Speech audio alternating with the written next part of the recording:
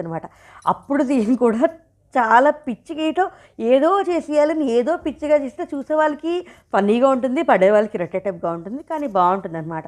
ఈ లోపల ఏంటి అంటే మళ్ళీ వాళ్ళిద్దరూ కలుస్తారు. ఆ అబ్బాయి మళ్ళీ అమెరికా వెళ్ళిపోయి ఒక సంవత్సరం తర్వాత తిరిగి వచ్చి నేను ఈయన్ని పెళ్లి చేసుకుంటాను అన్నట్టు చెప్తాడనమాట. అక్కడ కూడా సస్పెన్స్ పార్ట్ 2 ఉందండి. తిరిగి వస్తాడు అంటే ఏమవుతుంది అనే దాని గురించి అలాగ ఫన్నీగా చాలా బాగుంది. చూశాను. నేనైతే పునర్నవి భూపాలం గురించి చూశాను. నాకు బాగా నచ్చింది. దీనికి పార్ట్ 2 కూడా వస్తుంది అని నేనైతే ఎక్స్పెక్ట్ చేస్తున్నాను. మీరు కూడా వెళ్ళి చూడండి. చాలా బాగుంది.